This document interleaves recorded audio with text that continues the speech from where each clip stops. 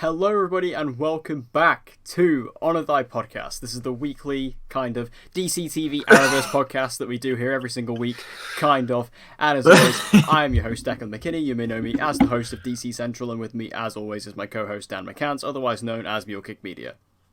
It's been a while. It's been a slight little while. I guess to address the elephant in the room, as it were. The reason why it's been quite a while is I have been severely ill and sick over the past 3 weeks or so. Caught a flu in London. Facts. Well, that's still yet to be defined, but I have been in bed with gastroenteritis, which is a lovely little stomach bug. Yeah, it was a So fun you time. make it sound so complicated, man. It's just a stomach bug. Yeah, Just well, a I'm just stomach giving bug, it its technical name. I'm just giving the viewers the You're trying to make it facts. sound far worse than it was. Like, oh, I had gastronitis. It I was could barely bad, man. breathe. It was bad, man. You didn't have it. It was terrible. It was honestly awful. Can't be as bad as man flu. Well, nothing is really, but I mean, I literally did not eat for like 3 weeks. And like this week, I've literally been like making up for that so much by eating constantly. I'm like constantly eating. Have you been like that guy at McDonald's who just sits there and orders like 5 meals? Basically, and just yeah. wolfs them down like nothing's happened? Like, on a serious note, I literally had like I had like a massive meal last night. I got on Deliveroo for like, it cost me like over 30 quid, and that was just for me. Like, I was eating, and I ate all of it as well. Like, it's a serious, this is going to be like the next problem after all this, because I've eaten too much now. But yes, that is why I have been gone. That's why I've uploaded nothing on either of my channels. I just literally have not been able to get out of bed recently, so that is why. And that is why we are very, very late to this, but we are back officially. Is there any things we want to discuss? I mean, we didn't review Supergirl and Legends, their finales, respectively. I think Supergirl had a pretty strong finale. Legends was Legends. I have nothing else. Fucking Legends. Let's just skip Legends, because like Legends was just as usual shit. No, we'll talk about the whole season of Legends, in the coming weeks. But yeah, the finale was just following suit for the season. Yeah. And Supergirl ended fairly strong, I think. Yeah, pretty strong finale. The only thing I didn't like about it was the way that they wrapped up the Agent Liberty stuff, because it was pretty... I mean, at this point, they kind of just realised we've completely messed up this character. Let's just write him out as quickly as possible. Yeah, and let's give James an eye patch. Oh, yeah. Oh, solid snake in the house, boys. The best part of the season finale. Big boss. James is now a pirate. Or trying to become the next Deathstroke. We're not quite sure yet, but it's yeah. I love it, because we were talking about this when we were at MCM, which we may talk about a bit later, but we were trying to discuss then, and I've still not figured out now, how exactly did he lose that eye? What did what damage was done to him to warrant him losing an eyeball? I just remember watching it. Because there's a moment because he like fights Ben, doesn't he? He's having a fight with Ben, yeah. And I remember seeing, it's like a moment where like James just holds his hand up to his eye, and I thought, oh no, what's happened? And then like just seeing the scene. I love how it just turns around as well, dramatic style to reveal it. Literally is like the Slade Wilson reveal in Arrow season 2, where like the camera just pans up and like this chair swivels around, and he just has the eye patch, and I just burst out laughing. It was so funny. I don't remember any of the dialogue from that scene because I was absolutely dying with laughter. It was so funny. But speaking of MCM, I guess we could talk about that. We both attended MCM Comic-Con in London. Yeah, I only went for the one day. You went for one and a little bit. Yeah, I went on the Saturday, and I also went back on the Sunday for about half an hour, just to kind of check it out. But we did obviously get to meet up with lots of cool YouTubers as well, such as Ben, the DCTV show. We got to see Commie Chris there as well, who's a regular on the show. Rumour has it he's still searching for that crater pass. Yes, poor Chris. But MCM, it was a cool event. Obviously, this all came from the fallout of Heroes and Villains London 2019. I'm surprised we've managed to go so long without even talking about how much of a shit show Heroes and Villains has become. Jesus Christ! I still haven't gotten my refund. Have they still not given it to you? I went to the bank this week to dispute it because I still haven't got anything. They owe me like 180 quid, and it's I still haven't got that yet. So, obviously, Heroes and Villains just kept... There was no announcements, nothing was happening. and then eventually they postponed the event. It's now happening in February of 2020, sorry. And yeah, I think we both kind of actively decided that we were going to go to MCM instead because it was on the same weekend. And it was also still because I was going to be in London that weekend anyway, so I thought might as well. And I also managed to get myself a creator pass for that weekend as well, so that was pretty cool. Yeah, it was a good event though. I was pretty impressed actually with the venue because I've never been to the XL before. Obviously, No. we're used to the Olympia, but it was the XL, which it was massive, wasn't it?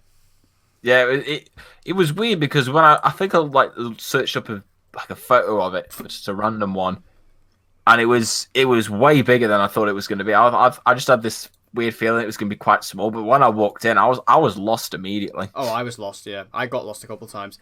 Because it's quite. If you're in like the main strip, it's all very similarly laid out.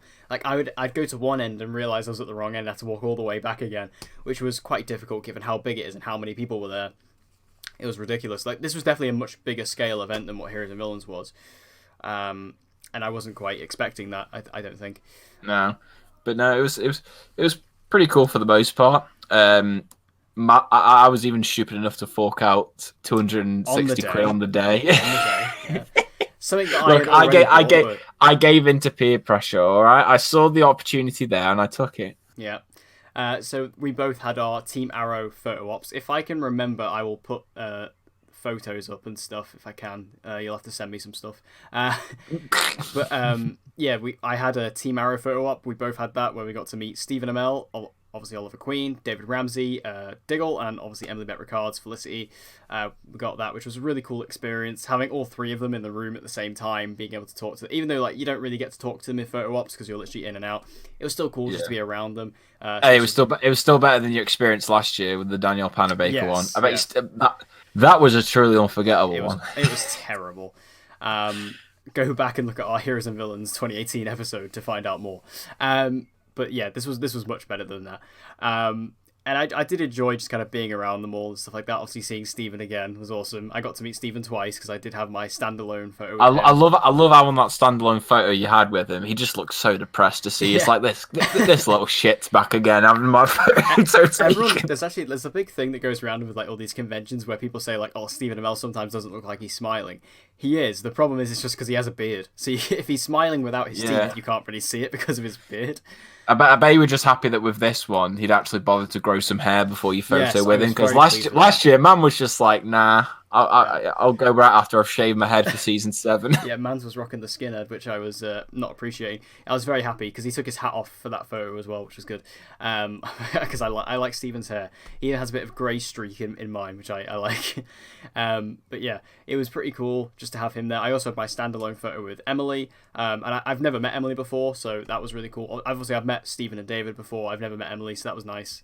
To get that addition. And then my favourite actually was Nolan North and Troy Baker, which this isn't really relative to this podcast, but Nolan North and Troy Baker, they are two big guys in the video game voice acting field, and they were definitely my favourites. I was cosplaying myself as Nathan Drake, and the actual voice actor of Nathan Drake, Nolan North, noticed that, which I thought was awesome.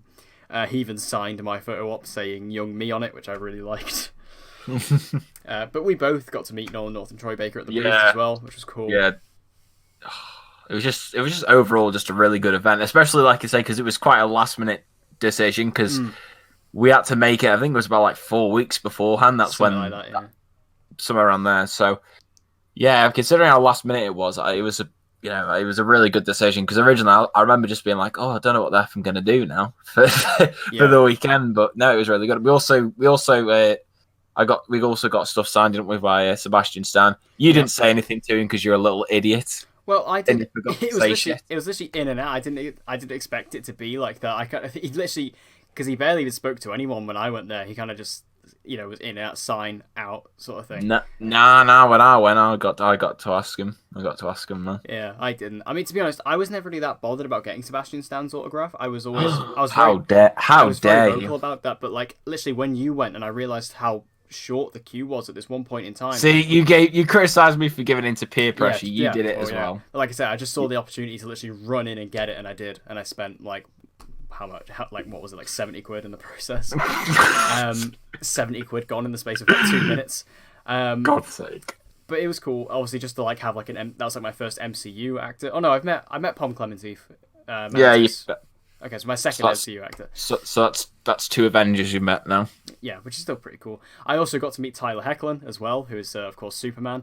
I got to meet him. I went back on the second day to meet him because I missed out on the first day with him. Tyler was great. I actually got to like properly speak to Tyler.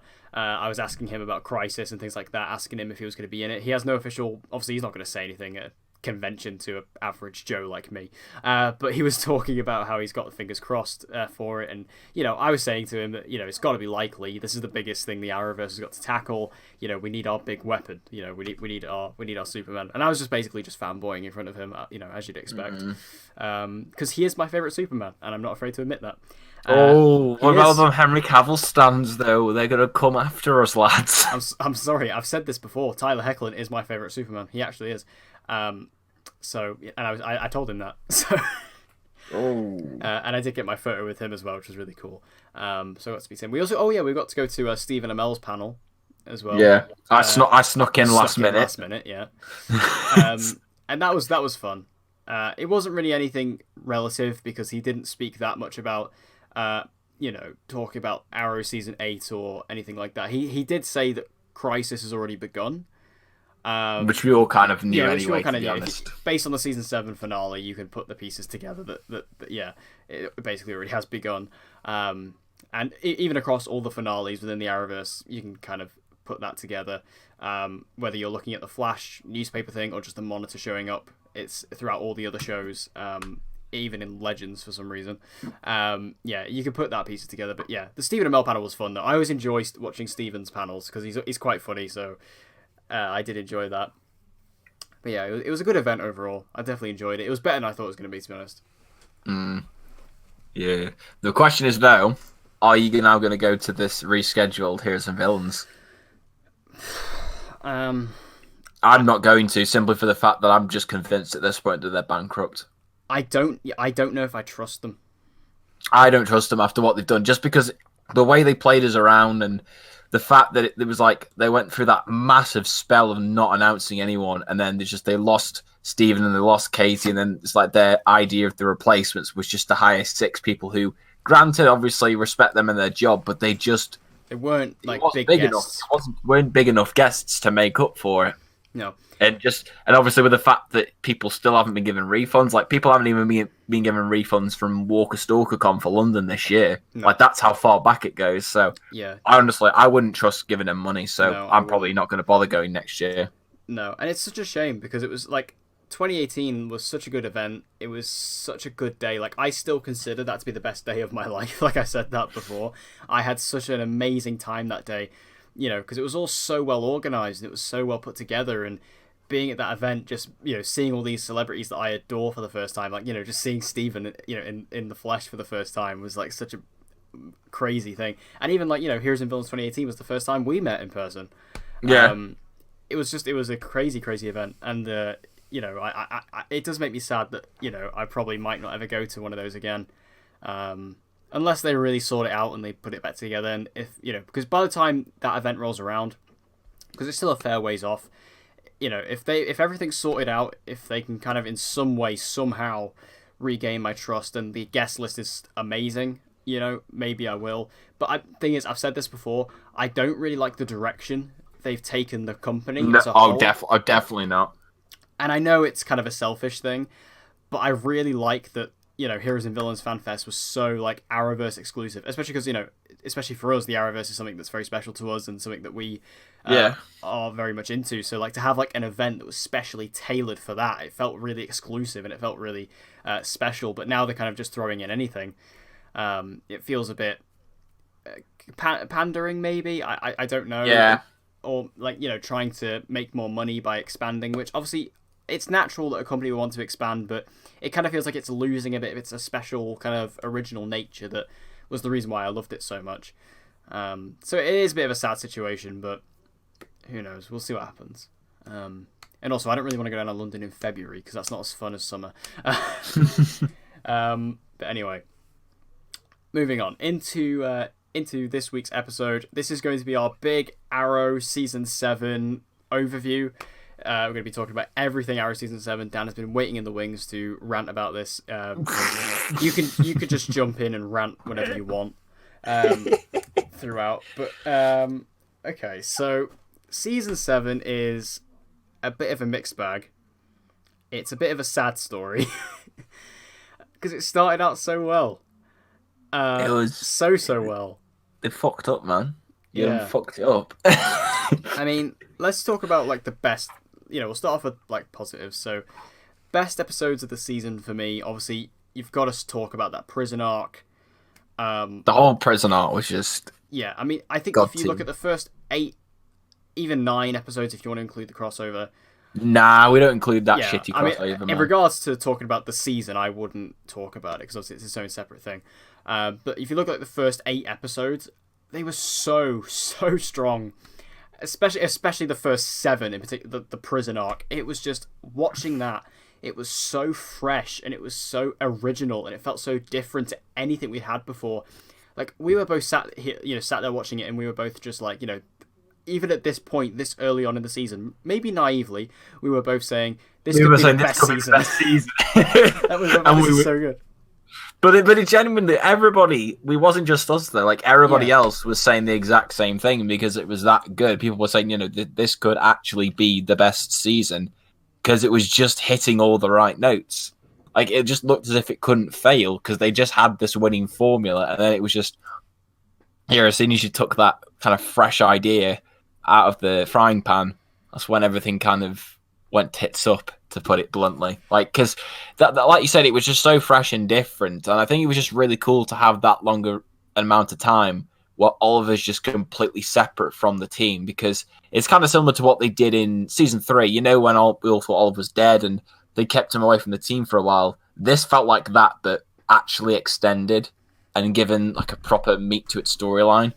So I just really liked it because of that, and I liked it because it also helped us recontextualize some of the villains we'd met previously, like Brick and Stardust and Bronze Tiger. All these villains that we previously just kind of saw as these, stupid, mercs, these hench guys, and then they actually bothered with this story arc to actually give them not only a proper story, but to delve more into their characters, which I just thought was really cool because it helped to really flesh out the rogues gallery. Yeah, because like characters like sorry, I was drinking. Characters like Stardust and Bronze Tiger were characters that were basically kind of 1 episode, 2 episode villains. Yeah. Especially like Stardust only showed up in 2 episodes of season 5, and that was literally it. Bronze Tiger kind of was a little bit more recurring in the first couple of seasons, and then Brick had a pretty big arc in season 3, and even season 4 as well. Oh, don't get started on that. Yeah, but particularly those two, the first 2, it's like they really got like some more fleshing out and some more time to actually make themselves more character, because especially, I mean, I think we'll have a section later on where we'll talk about like the characters individually, but Bronze Tiger, wow. Like, what they did with him this season. MVP of the season. He is just so... Anyway, I won't start talking about him just yet. But yeah, the way it was able to flesh out those characters was great. And even just putting Oliver in this incredibly dark place. I mean, Oliver is a dark character. He always has been. But this was potentially some of the darkest we'd ever seen him. Like, seeing some of the things he had to do just in order to survive and just keep his family safe. Because he had to deal with Brick, who was connected to Diaz. And obviously Diaz was on the outside tracking down Felicity and William. Like, the sacrifices he had to make in there. Even having to do deals with the Demon, which led to the return of Talia al Ghul, which I would have never expected. No. Like, as far as... Because obviously there was a lot of speculation and prediction about, who is the Demon. And I think, a lot of us maybe thought it could have been Ra's al Ghul because of the demon name. I did not expect Talia to show up. Just having her there was, confirming that she was still alive, because that was in question, whether she was alive or not. And you can actually see, like, I like the fact that they gave, Lexa Doig, they gave her all that makeup. She's clearly scarred by what happened on Lian Yu. That was really cool. And I like where they left her as well, because she's now out as well. She's now gone kind of in the world somewhere. I'm surprised we didn't see her come back, actually. Maybe we will in season 8, maybe. Yeah, maybe. But I think it's just nice that we, like you say, you had that surprise of bringing her back, linking her to the end of season 5. And just the way that they used her in the episode. I think the way that they used her in the single episode was probably, I'm going to say this now, it's probably better than what they did with her in the entirety of season 5, just because I really liked how they fleshed out her and Oliver. Like, at the start of the episode, they really did not like one another, and then over the course of the episode, she comes to respect him a lot more, as she did in the flashbacks. So, no, I just really liked that. I just liked how many surprises and, left turns that the whole prison story arc took, like you say, the level 2 aspect of it. It just kept on bringing up new things to keep on making it feel fresh. Yeah, it was like a level of world building, like just within the prison itself. Like the prison was like its own world within the side of Arrow, and that was really cool. Yeah. And also, like, the prison allowed us to have really interesting and different fight sequences that we'd never seen before. Like in episode 5 with Talia, that fight scene, like the hallway fight scene they did, is one of the best fight scenes I've seen in a while on Arrow. That was super cool. That was pretty cool. I mean, granted, it doesn't hold anything to the Daredevil hallway fights, but it's a good attempt for what they can do with the CW in terms of the restrictions of that. I thought, it was really cool. And that leads into episode 7 as well, which is the best episode of the season. Oh my god! Which is basically a 40-minute action sequence. It's insane. Yeah, I remember it's basically, if Michael Bay were to watch this episode, he would probably just have a semi throughout the entire thing. Yeah, full on Michael Bay wet dream going on the CW, because this was like, I mean, James Bamford, I mean, he is the best director Arrow has, and just seeing him like basically completely in its element, with a really interesting idea, having, this was essentially what that Green Arrow movie that we were meant to get years ago. This is what this was, Escape from Supermax, where it's just Oliver teaming up with Bronze Tiger to escape the prison. It was so well put together. And having Diaz thrown in there, creating a prison riot, the scenes we had, like Oliver jumping all over the place, jumping throughout the set from bar to bar, and him going down, having fights with other characters, having a fight with Derek Sampson. He literally burns him alive. I was like, it was incredible. And even, that episode, it just sort of, I mean, that is the best episode of the season. I think we can all agree. Unquestionably. This is the thing. I remember me and you just having such a debate when we did this episode last year for season 6, and me and you were debating between 2 episodes as to which was the best one. And it's like, you look at season 7, there's no competition. Yeah, there's literally, like, by far, the Slabside Redemption is like head over heels over everything else. It's just head and shoulders above everything else, I should say. So it's just an incredible episode, and also like because it felt so right as well. It felt like it almost felt like the season finale of like a little mini series within Arrow of this prison storyline, and I felt like it was perfectly timed as well because I feel like I think the prison arc itself lasted just long enough to the point where by the time you got to episode 7 and by the time you got to the end of that episode, because it was very full on, you were ready for Oliver to get out. Yeah. And when he did, it was very, very satisfying, even though there's still the mystery of where did Diggle go. We still never figured that out. Don't worry. Apparently this will be resolved in the Blu-ray, so I hope it is. If not, we will just continue to not know where Diggle went. Yes, we will. We will never. Diggle's secret metahuman powers that we've never found out about. But it was just a really satisfying ending having him come out, and especially because he looked screwed when he came out of there.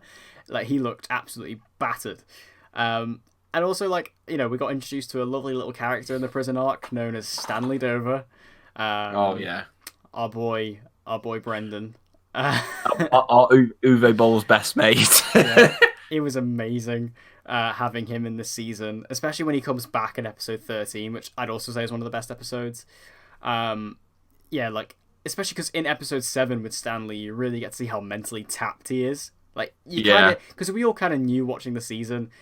Yeah, there's something not quite right about him. I was naive. Not with I was naive. You were Mr. Naive. I love Stanley Dover because I thought because he was kind of adorable.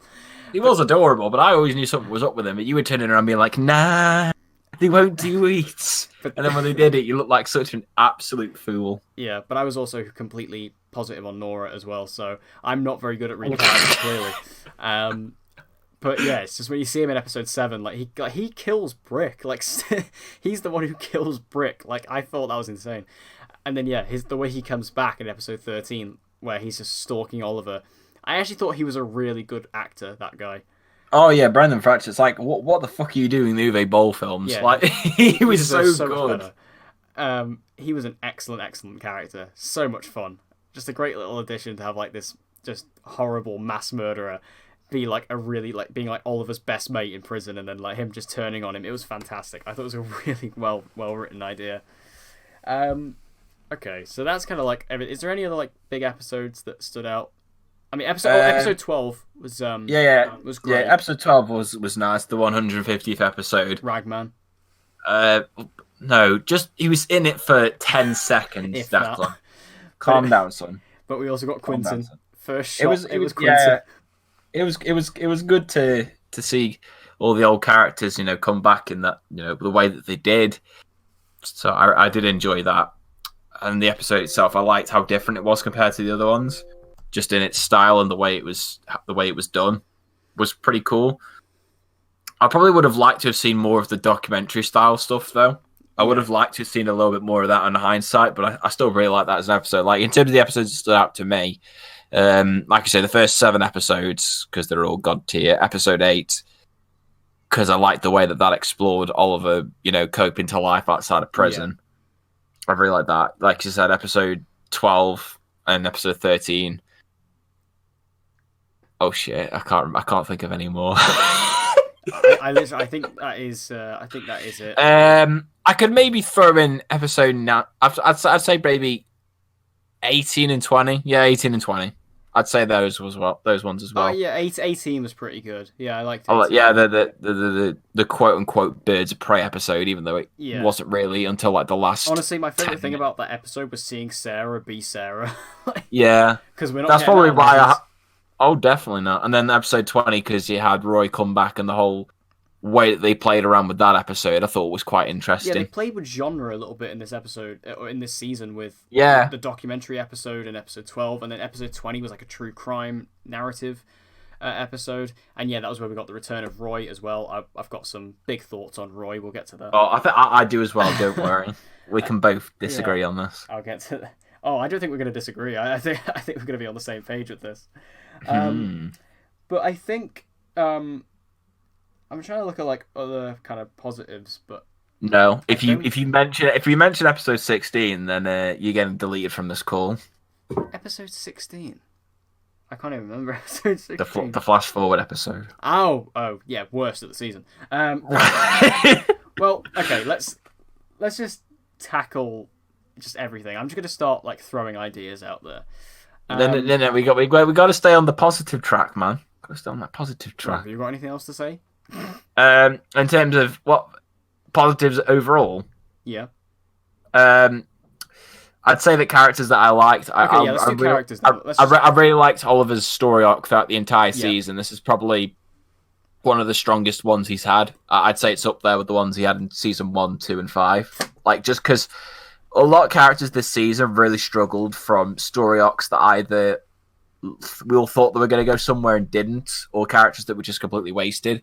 But Oliver's was one of the few whose story arc maintained like its consistency throughout the entire season. Like the way that the prison story arc made him change his outlook on, criminals, and how it ultimately played in, I guess, in some way with him and Emiko towards the end, I did think was kind of cool. And obviously Stephen Amell, as usual, is the absolute goat of the Arrowverse, like as usual. I really loved Bronze Tiger. I loved what they did with him in the prison story arc. And when he came back, for the few episodes after the prison story arc, I just loved seeing him. Can we just have him as a series regular for Series 8? Please. I just want to say this right now. Please announce Michael Jai White as a series regular. Yeah. And all will be forgiven. Yeah. All will be forgiven. They seriously should, because he's such a good addition, and like he adds so much.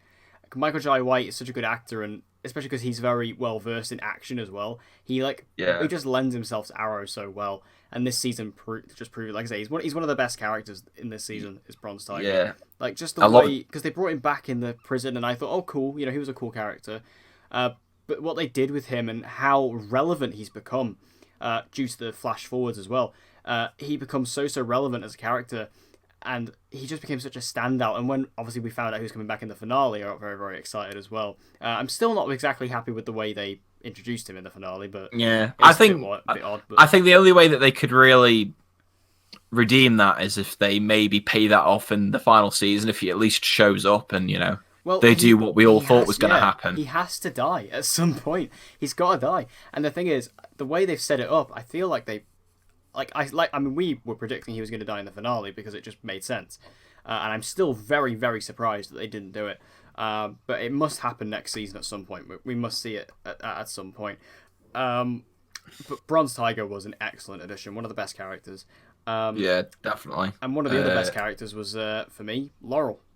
Oh, yes. Black Siren. Phenomenal this season. Yeah, I really liked it. I was one of the people that really liked her in season 6, but in season 7, she was even better. Like, I just really liked her storyline. I really loved what they did with her, making her, try and continue down this redemption path that they'd started in season 6. And with having her as the district attorney, and then you're seeing her, struggle with trying to, live up to that mantle of being viewed as the Earth One Laurel, whilst also trying to convince everyone else on Team Arrow. I just really enjoyed that, and just a lot of the best moments for me in a lot of the episodes this season came from Laurel, and I'm just really happy that we've got Katie Cassidy back as a regular, and I'm just so happy that for me, this is easily like the best version of Laurel we've got. Yeah. I think this is far better than the Earth One version, and yeah. I'm just really excited, especially for next season where they leave her off as the taking over the Black Canary. I'm really excited now for next season just to see hopefully if we can get a bit more of that, because I'm really loved what they did with her throughout the entire season, and the way they ended it off I thought was brilliant. Yeah, she was such a brilliant little transition, because obviously in season 6 they really played with the idea with the redemption, and with this season they full on went for it. I think what was a really smart decision and something I was scared about was pairing her so much with Felicity, but that relationship was fantastic. Like, they played off of each other so well, and it really added a lot for Felicity, who her storyline was kind of iffy this season, because it was really kind of retroactively tied into the flash forwards, so it kind of caused problems. But her dynamic with Laurel as being like a completely separate entity was really well done, and I really enjoyed their kind of friendship. It was just this like sisterhood kind of bonding, and because we don't really agree with Felicity a lot of times.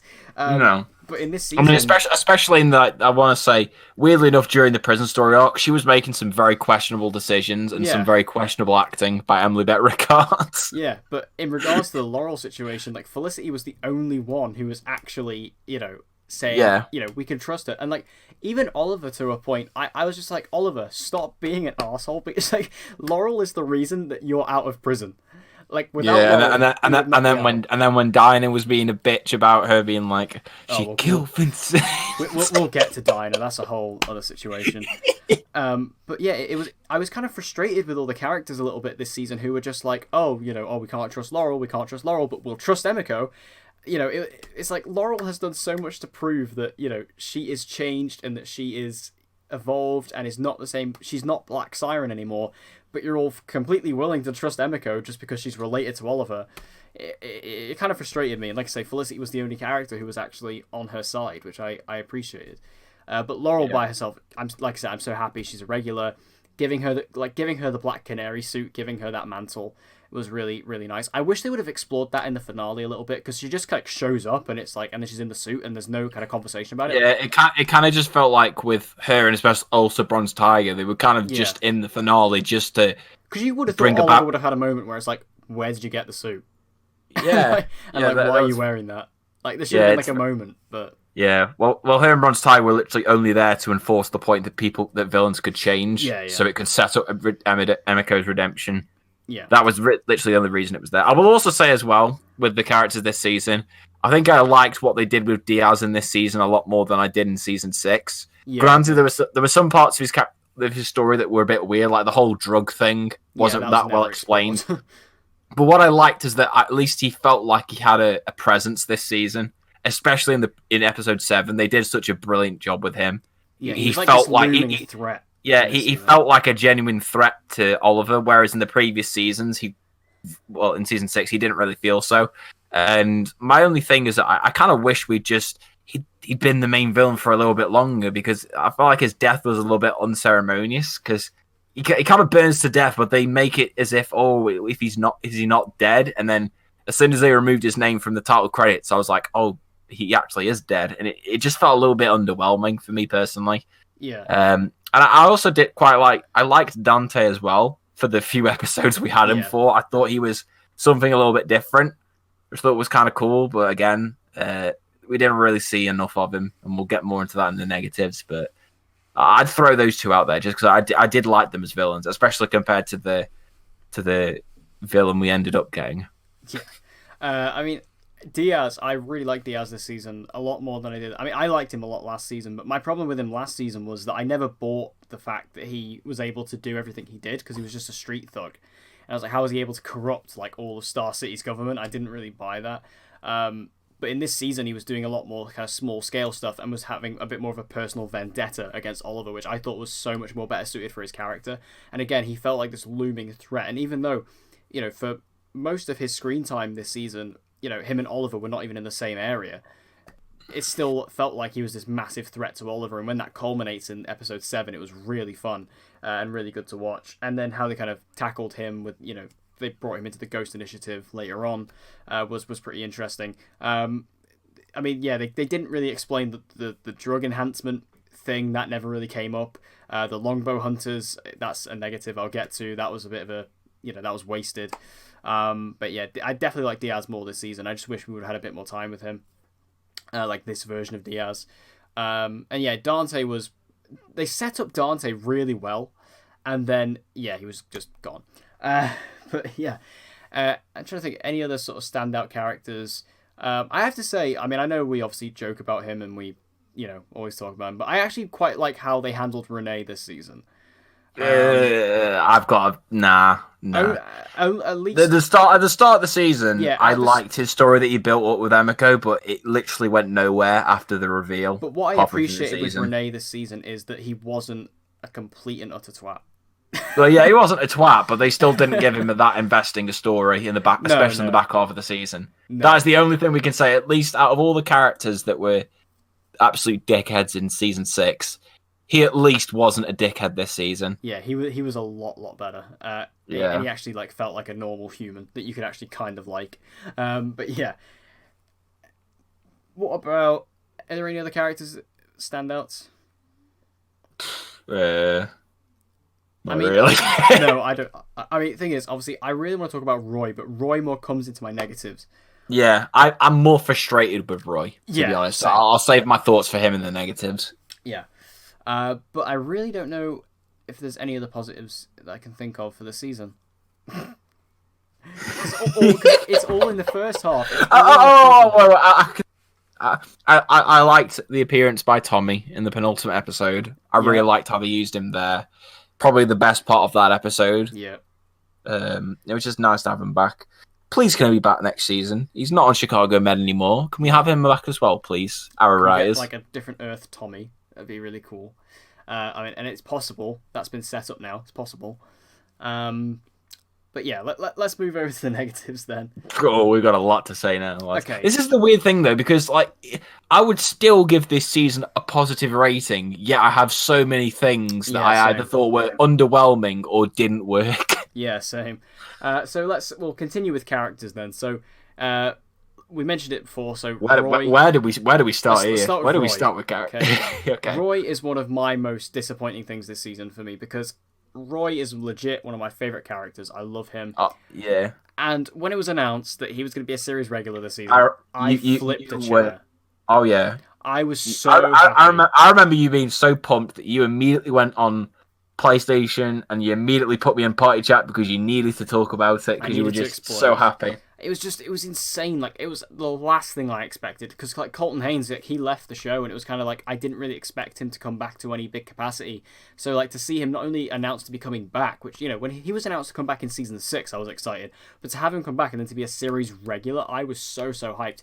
And then they were completely avoiding talking about Roy the entire run up to the season. They were saying that he's going to be playing a different kind of character, and we were all like, what's going on with Roy? And he wasn't in any of the trailers or anything like that. And then we saw him, at the very end of the first episode, showing up, and when we found out about these flash forwards and we saw the future Roy.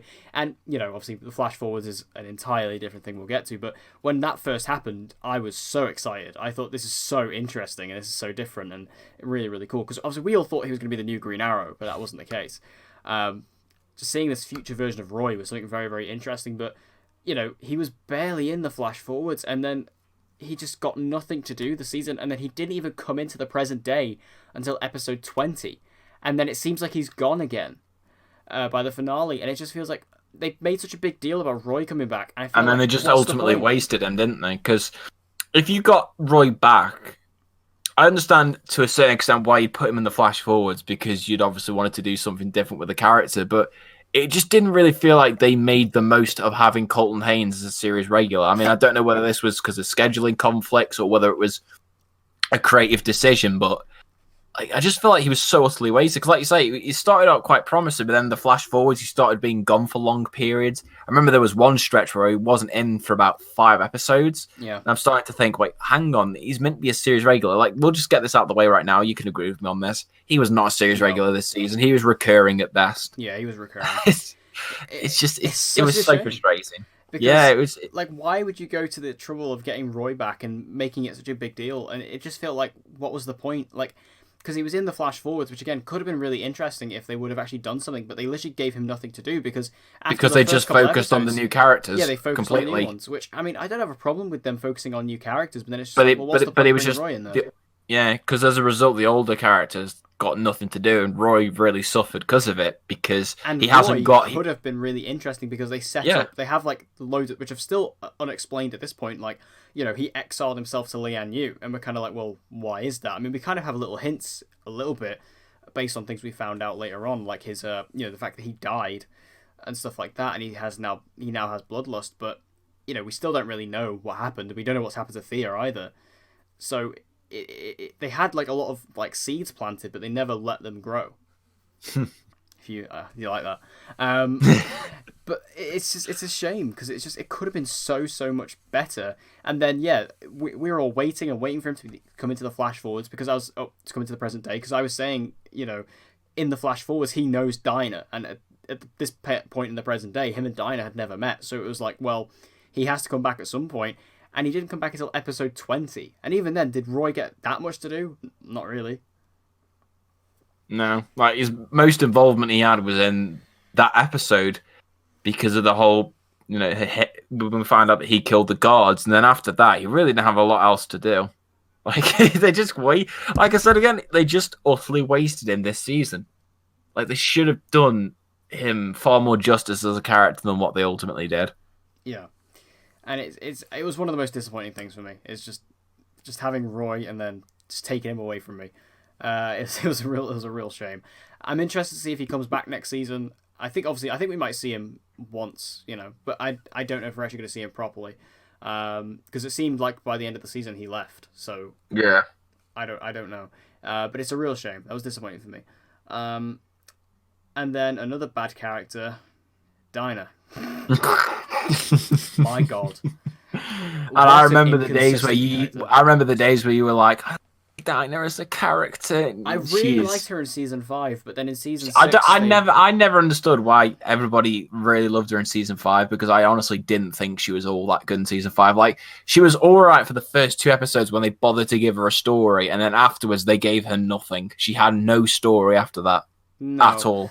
I guess I kind of liked her personality at first, because at first, when she came in, she kind of had this bit more of an edgy tone, but then that kind of ebbed away, and then you get into season 6, and it was just, obviously they ruined her in season 6, but in season 7, they just kicked her to the curb. I mean, literally every episode, she had a different personality, and every episode, she had a different viewpoint on the vigilante thing, and it was so frustrating, because she was going from one episode being like, oh, I'm the police captain, and, you should all... She arrests Renee in episode 4, and you're like, oh my God. And then, by episode 15, she's like, oh, yeah, I'm the Black Canary again, but I don't have my canary cry because the throat was slit, which made us all thought she was going to retire, but then she's like, no, I'm going to do it anyway. And then it's like, but then Laurel becomes the canary again, you're like, well, what's going on? Like, Dinah was just such a problematic character. Yeah, she constantly contradicts herself, and goes against what she said beforehand. She really, she doesn't feel like a person. She just feels like a character that is just written in service of the plot. She doesn't have any defining characteristics about her, which is just really upsetting. And it's a shame because Juliana Harkavy, I feel so sorry for her because she's trying her absolute hardest, but the material that she's being given is so awful. It's almost as if with Beth, it's like she was focusing on all these other characters, and then Dinah was kind of like last out of the last straw to be picked out. Yeah. Because even when, like, in the first 7 episodes, which we all really enjoyed and thought were great, she was one of the few stumbling blocks because they just still couldn't write her character properly, and it just continued on throughout the entire season. Like, I genuinely don't know what the end goal is for Dinah as a character, because she literally has no story. There's very few people that I see online who really love her character and thought that she was well written, and especially now that you have Earth 2 Laurel taking over as the Black Canary, she's pretty redundant now. Yeah, it strikes me very much as a character who they brought in as a failsafe. They brought her in because it was like, okay, we need a new Black Canary. That was the point. That was why they brought her in season 5. We need a new Black Canary, someone who could take up Laurel's mantle. But then as soon as they brought back Black Siren, because luckily for the Flash, thanks to the Flash, it was like, okay, we can use this other version of Laurel. And as soon as they brought back that version of Laurel and they wanted to put her down this redemption path, it was very obvious that, they just didn't know what to do with Dinah anymore, because they've basically turned Laurel into Dinah's character. And it's very, very obvious that they just don't know what to do with her, and they just keep throwing different things at her all the time just to give her... She's basically there to service the plot. Like, whatever the plot needs her to do, she will do it, whether it's character consistent or not. It doesn't matter. They just need her to fill a purpose. And it's a shame, and it's a waste of Juliana Harkavy, who's a really good actress. And it's a shame, because again, even though, I know you're not the same with this, but I liked her introduction, but then it's just, as this show's gone on, she's just been a proper waste of a character. It's disappointing. Even the flash forwards, they couldn't do it right. No, in the flash forwards, she was kind of annoying. And yeah, they had this thing where she was like, okay, I'm a vigilante again, and I'm the leader of the Canaries, but then that doesn't quite line up with the present day, because we're kind of like, well, what's your stance? Because we don't know, because you change every episode. Yeah, Dinah was really weak this season, really inconsistent, really bad. Which character do we go to next? Because there are so many. There are so many to choose from. Let's go with the big bad of the season, Emiko. I'm going to say this right now: worst main villain in Arrow history. She's worse than Damien Dark, because at least Damien Dark had a screen presence. Yeah, and he was Damien charismatic. Neil McDonough. Yeah, and he was very charismatic in the role. Whereas Emiko Queen is just... I honestly do not know what they were trying to do with the character. I genuinely believe that they were making up as they went along. Like, they had this set path, and then they were like, oh, we want to do this, so we're just going to do this instead, except it contradicted everything else. Like, her whole plan makes no sense. It's like, Emiko ties in very, very heavily to the overall story of the season. She is introduced as the new Green Arrow, and then as time goes on, she evolves into ultimately the big bad of the season. And it just does not line up. It's so messy. It's so all over the shop. Like, we don't know. Her motivations are never clear. It's never made clear as to when or how or what led her to, become this big villain. Because when she's in the first bit of the season, when we first meet her, she's there. She's the new Green Arrow. She's helping the Glade. She's helping Team Arrow. While still trying to kind of actively avoid them, she's still helping them. And still being, she's being a good vigilante. She's out there helping people. And then it's just all of a sudden you find out she's part of the Ninth Circle being led by Dante, which would have been fine if they would have kept Dante alive. But they don't. They make this decision, like, what was it, episode 17 or something? Yeah, kill off Dante. Yeah, where Emiko, you find out Emiko is actually the leader of the Ninth Circle, and then she kills Dante. Like, and from that point on, she's the main villain, and it was just like, why are we doing this? Like, Emiko in the comics is a very flip-floppy character, and that's part of her character. And it would have made a lot of sense if they would have kept Dante alive as the main villain, and then Emiko would have switched back, at the sort of last minute, like she would have found out everything that Dante actually killed her mother and all that, and she would have turned back and joined up with Team Arrow, and that would have made a lot more sense, and that redemption arc would have worked a lot better. But no, they get her herself to kill Dante, and then she gets redeemed in the last like 2 seconds of her life, thanks to bloody Beatrice. Oh my god, that was like, they share this character and everyone just like Conor McGregor themselves like, who the fuck is that guy? It's just like nobody knows. This woman just shows up and throws a and then her amazing knife throwing skills are put to good use. Like, I don't get it. Like, she throws the knife at her, and then obviously Emiko gets hit by it, and then she like fights perfectly fine, and then just because she gets thrown through a wall, she dies 2 minutes later. What was the? I just don't understand. Death by thrown through a wall. It's almost as bad as Bruce Willis getting drowned in a puddle in glass. Like, it was just so poor, and it was just like, because it's just this character shows up out of nowhere who we'd never seen before, and like she's like, Beatrice, and we're like, who the fuck's Beatrice? And then she just like throws a knife at her and she just dies, and I'm like, what? And then she gets like Oliver has her in her arms, and she's just like, oh, I'm sorry, you need to go and hide because the Ninth Circle are coming for you. And it's like, great for that. Thanks for that, Emiko. Thanks for the information. I guess you're redeemed now, but who cares? You're dead. So like, just her overall storyline makes no sense. It just doesn't line up at all. And it kind of feels like to me they just changed halfway through the season. They just changed their mind on what they wanted to do with the character. It feels very Flash Season 3 to me. Oh, definitely. Because it's very obvious in the Flash Season 3. You can see it literally smack bang in the season where they changed the storyline. And it feels just like the Flash Season 3. Where, you know, in the Flash Season 3, originally we were meant to get this really cool storyline about a metahuman war and this metahuman army. And then that just never happened. And it feels like that. We could have had a much better storyline with the Ninth Circle, who are cool in the comics, and Dante is a cool character. And again, I like what they did with Dante in this season. He seemed like a really interesting character when they first brought him in. Like, his fighting skills were really cool. You had an actor like Adrian Paul playing him, who's awesome. And he was like even a character who could go toe-to-toe with Oliver, and you're like, oh, that's interesting. But no, he dies. Terrible. Terrible. Emiko was a really bad character. And you know, it's just weird, like seeing where she begins in the season, seeing where she ends, and because even if you just look at that information, like where she begins, where she ends, even if you don't watch the show, you'd be like, that how did that happen?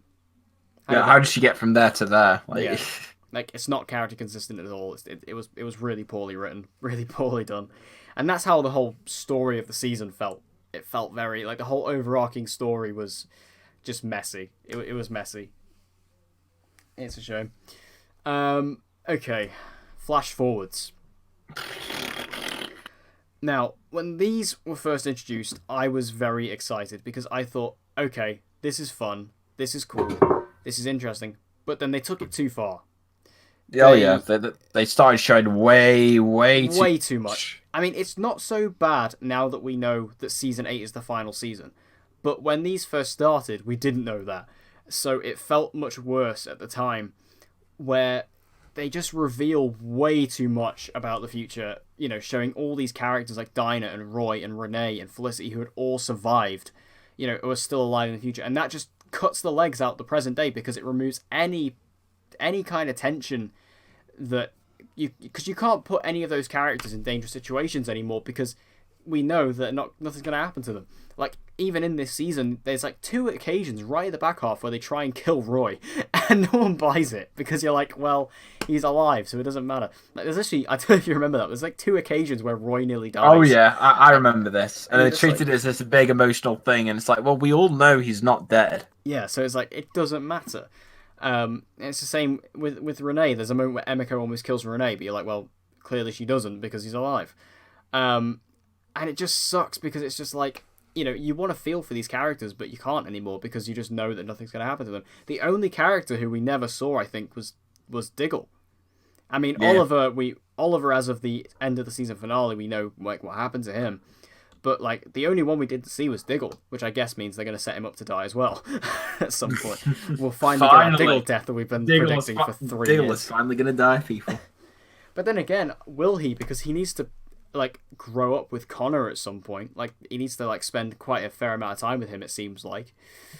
So is that gonna happen? Who knows? That's Beth Short's amazing writing there for you. Yeah. And also, like, we didn't see Curtis as well, but then obviously he left in, like, episode 14, so, yeah, we know how that happens anyway. That was quite interesting, to be fair, that Curtis left. I didn't expect him to leave, actually. I will say that. I thought Curtis was here for the long con, but he went. Which is good, because I thought he was going to die in Season 5, but yeah. I think that the flash forwards, they were just problematic. They were... Yeah, very problematic. They just didn't do a lot for the season as a whole. No. And they just ended up doing a disservice to it instead. Also, the new cast that they brought in with it, the new profile of characters, they were very meh to me. The worst defense was obviously Black Star. Oh my god, terrible. Like such an annoying character. Yeah, Catherine McNamara. I'm sorry, but I just don't buy you in this role. Your character was shocking. You didn't do that good a job acting wise. No.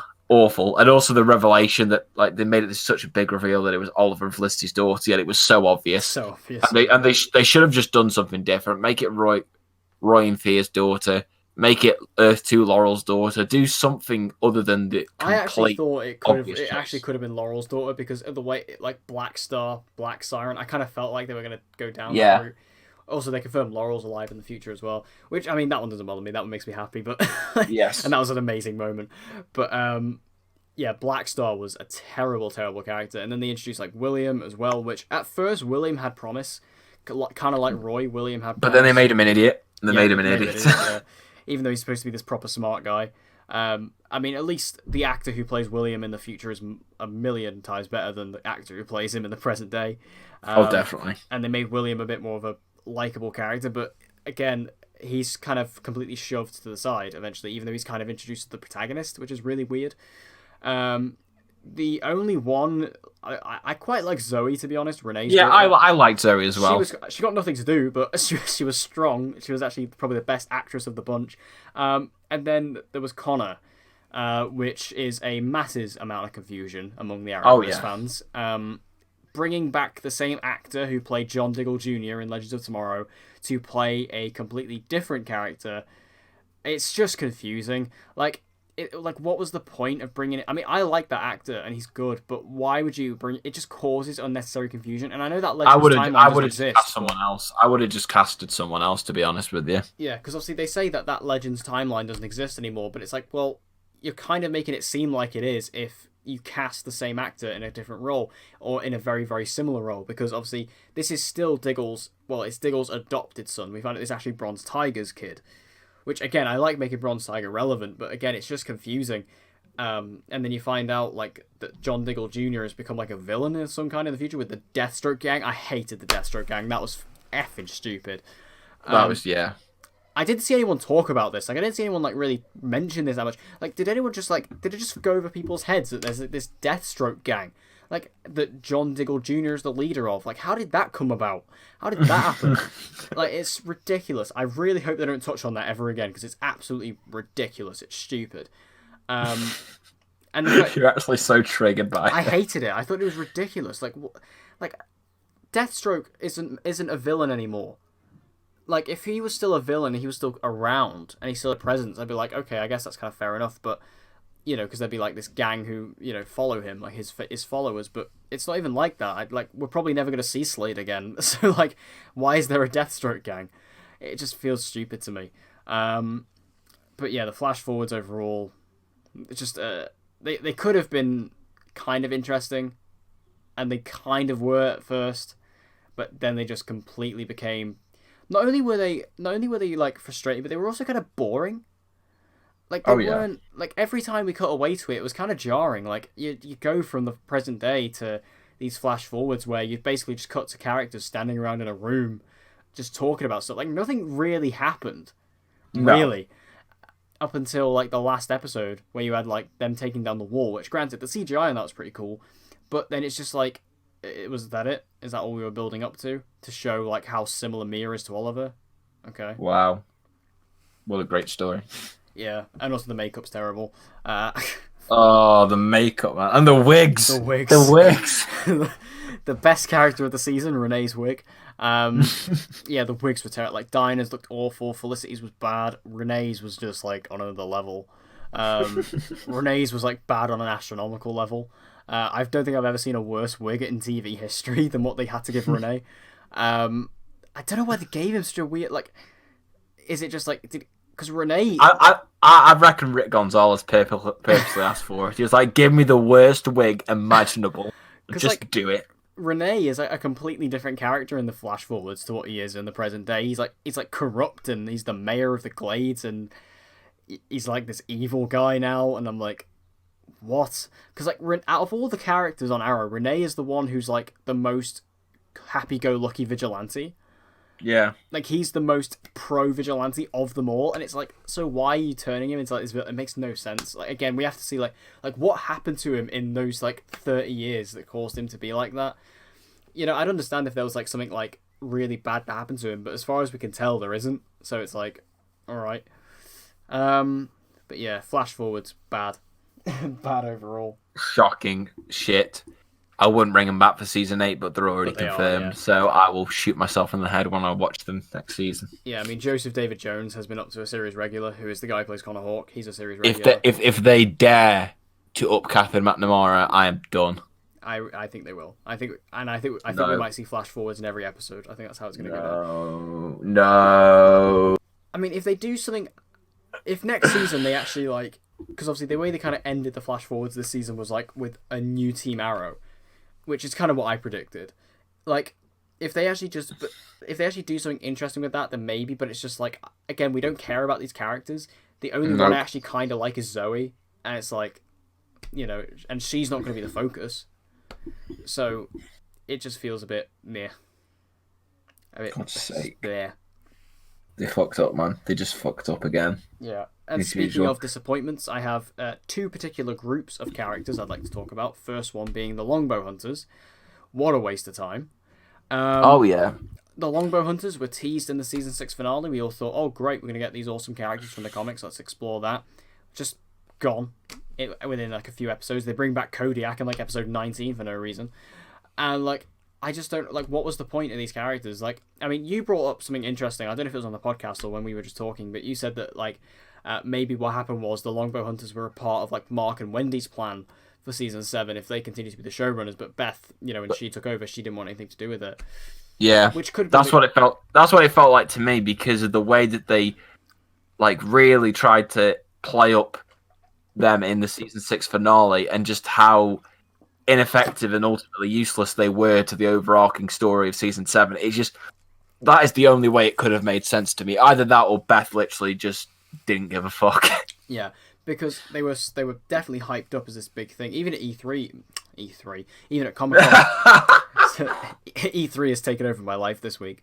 Even at Comic Con last year, they were talking about it and stuff like that. But they literally had nothing to do. They had no character. They, like, you know, Kodiak did nothing.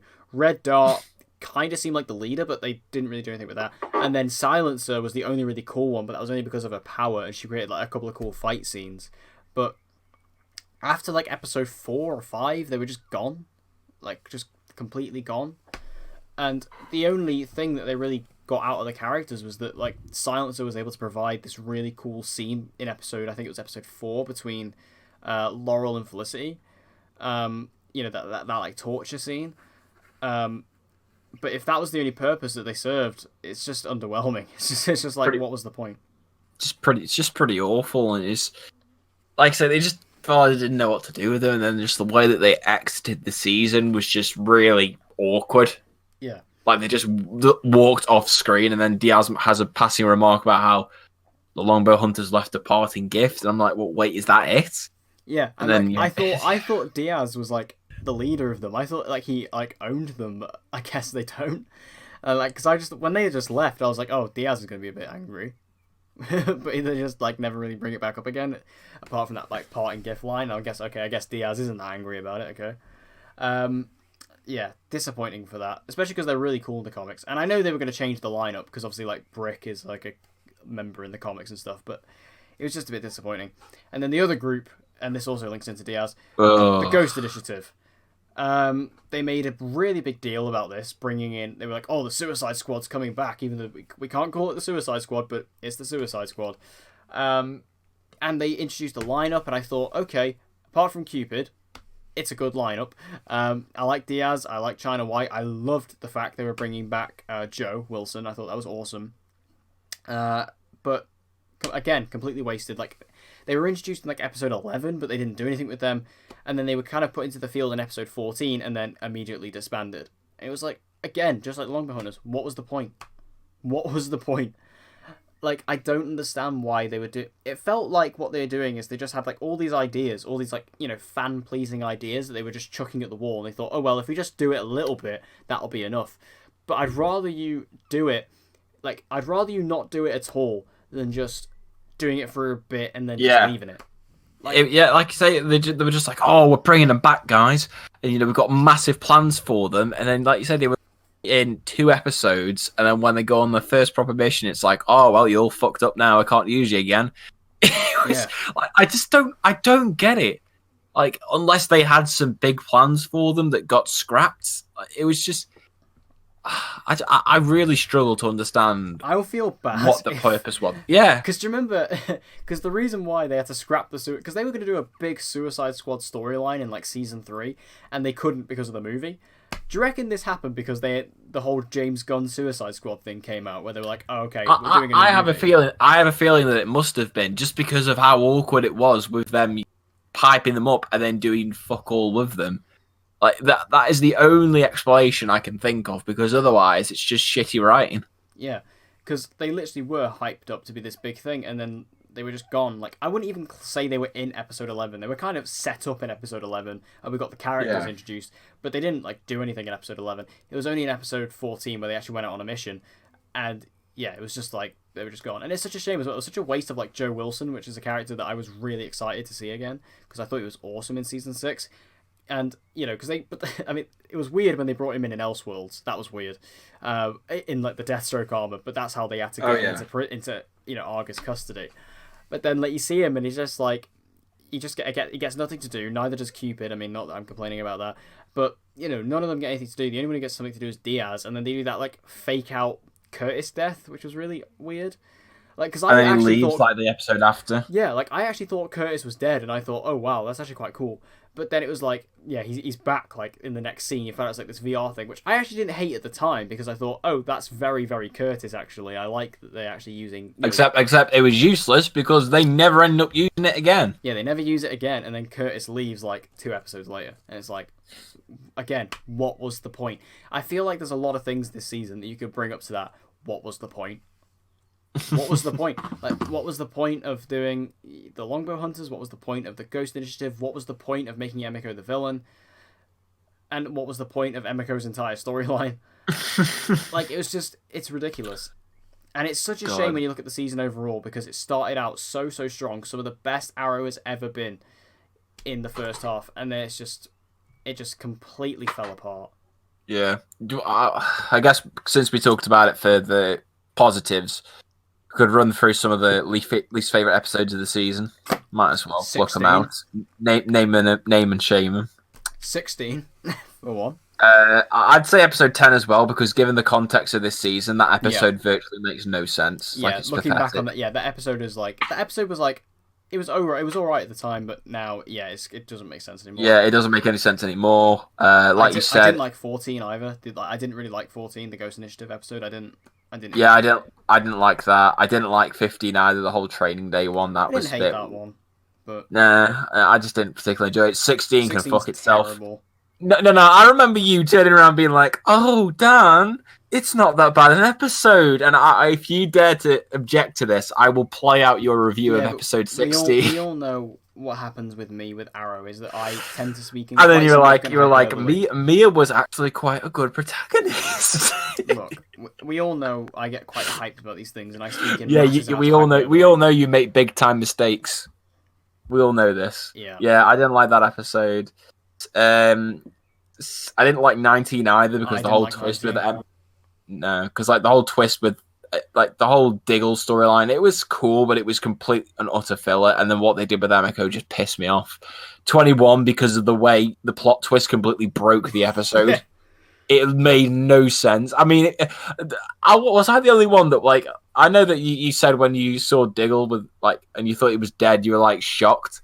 I was just kind of laughing as he fell off, and then all the bodies are just there like this. I was just laughing my head off, like, what the fuck is going on? When I saw all the other bodies, obviously I knew this wasn't real, but like there was like a moment when Diggle got shot, I thought, oh my god. But then there was also a part of me inside that made me think, oh yeah, well we still have story with Diggle in regards to Connor, so I was like, they can't do this. Yeah, and then it was like that completely broke the episode for me, so that really pissed me off. Like the whole how Emiko learns about Felicity's pregnancy, like, and it's like in the finale they still go along that like, oh, she mysteriously knows about it.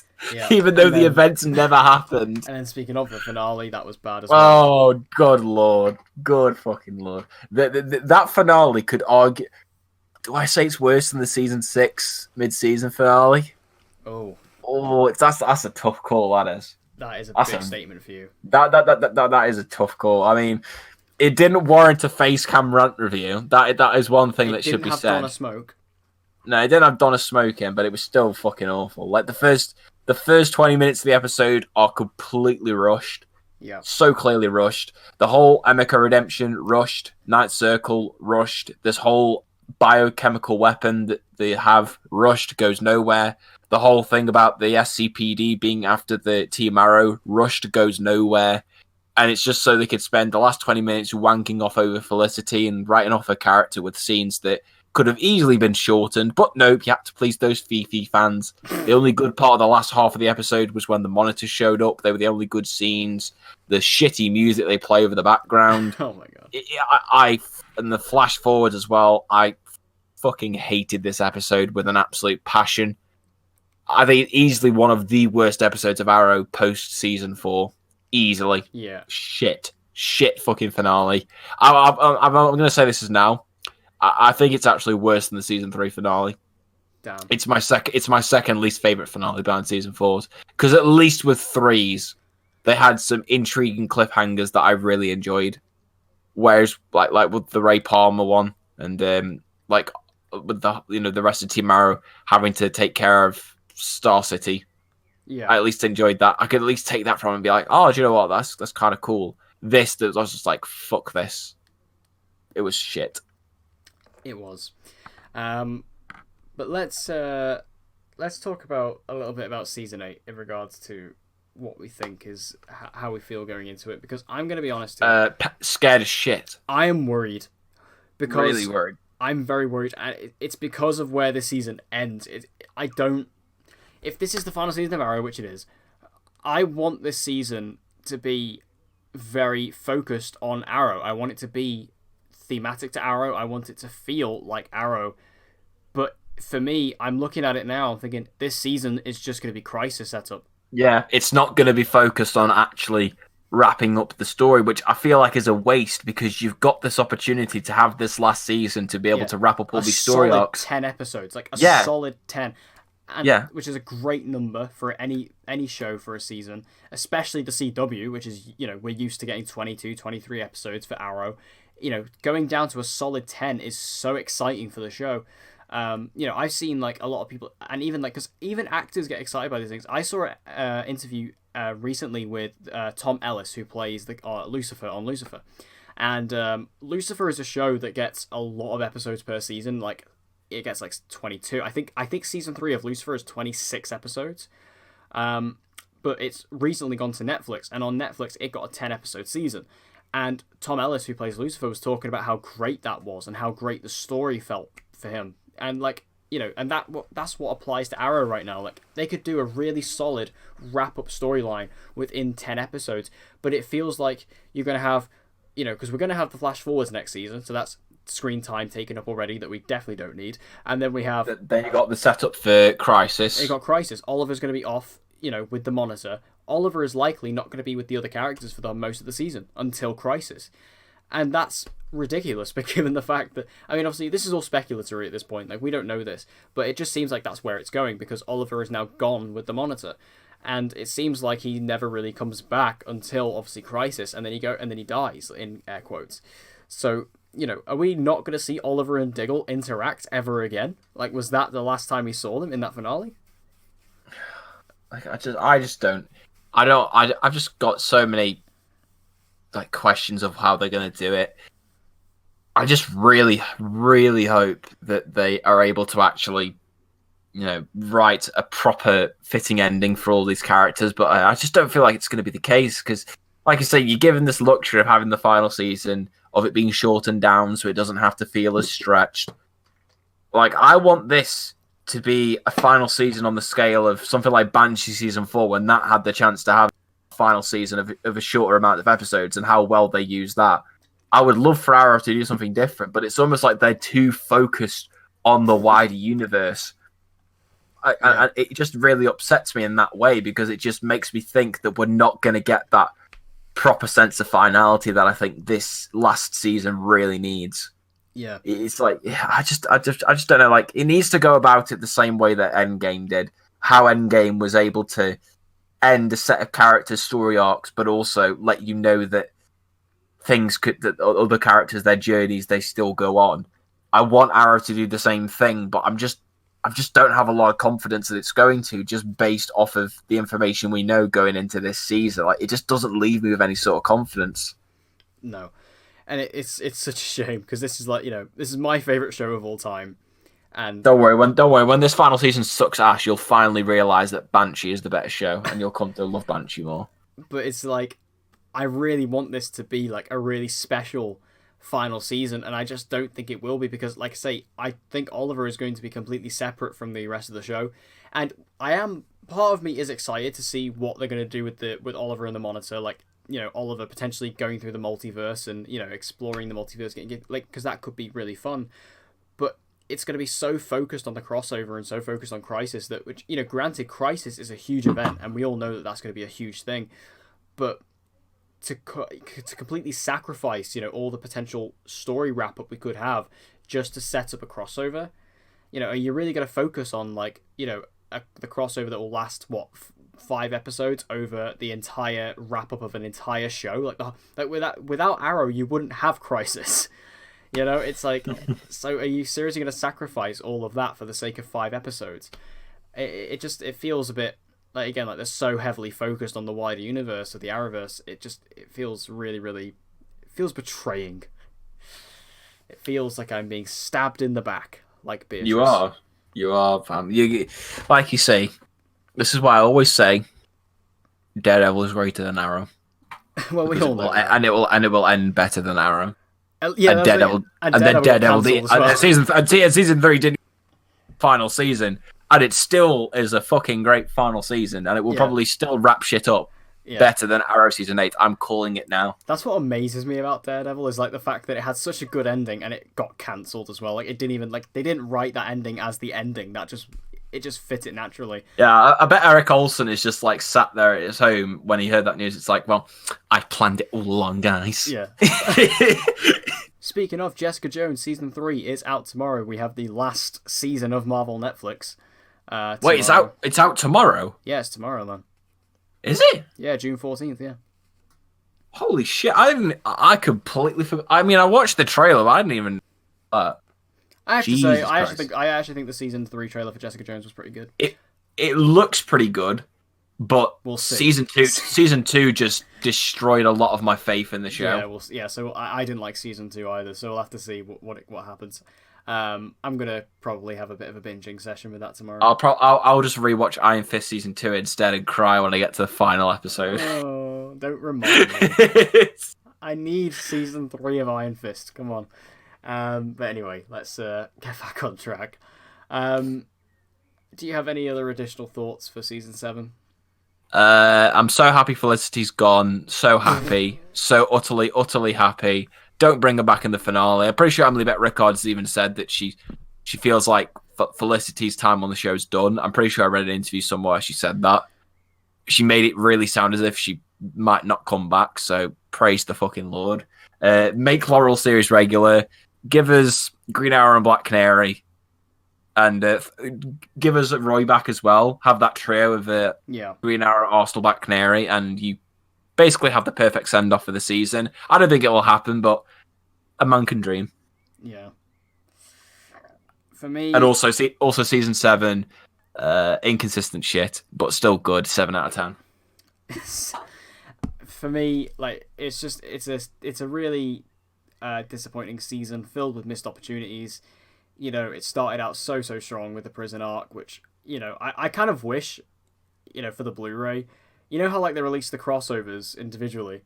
I wish they just released the prison arc by itself, like a little mini series. Yeah, that would be like Arrow escape from Slabside. I'm trying to remember as well. How many episodes do we get per disc on the Blu-ray?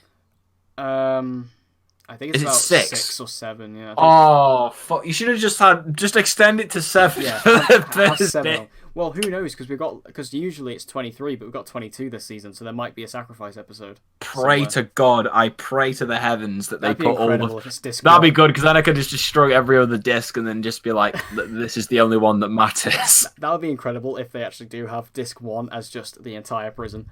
But I bet it'll be like the first 6, and then you have to like put in disc 2 for episode 7. No, it's so annoying.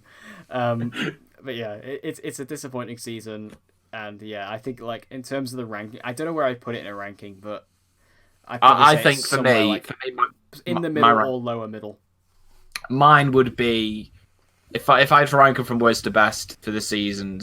Season 4 will always remain at the bottom, unless season 8 is an absolute shit show. If it's like, you know, Dexter season 8 levels of shit, then maybe it could get to the bottom. But nah, it goes season 4, then season 3, season 6, season 7. Honestly, I could understand why people would swap 6 and 7, but I'd say that if I compare the two of them, the good stretch that season 7 had was far better and far more original than the good stretch that season 6 had. So that for me is where it edges it out. Then season 5, then season 1, then season 2. Wait, do you put season 5 above season 1? No. I said season 5, then season 1, then season 2. Yeah. No, I originally, I'm pretty sure I did this when I did my season 5 review. I did originally put it over 1, but upon rewatch, I think season 1 is far more consistent. Yeah. Which is what, because like with season 1, it kind of starts off, you know, a reasonable pace, and then it just slowly increases to the point where you get to the finale, and I really like that. I loved that consistency and how it just slowly crept up in tension and stakes. Whereas with and the episodes themselves were really consistent. Whereas with season 5, it had some fucking amazing episodes, but there were some not very good ones either. And for me, if there's one thing that I really love about show, it's the consistency. Yeah. So, and I really value that. So that's why, in hindsight, I put season 1 above season 5. I can understand why people would put 5 at 2. I even understand why people could put 5 at 1 because it's that good. It's just for me, I'm a sucker for consistent stuff. Yeah, and also I just remember a negative for season 7. No Adrian Chase.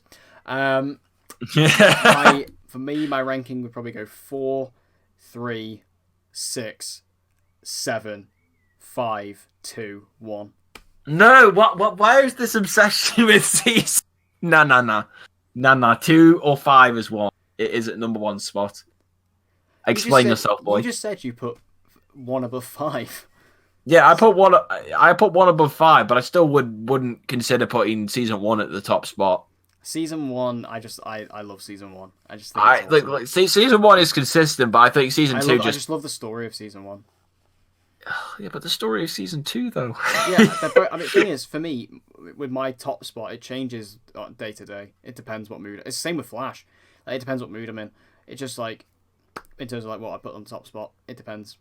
And like at the moment, at this point in time, as of recording, I'm feeling season 1. That's the way it goes.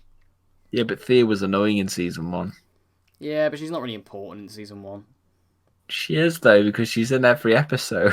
Yeah, she's a regular, but Thea only starts to become an actual, like, interesting character in season 3, so it's fine.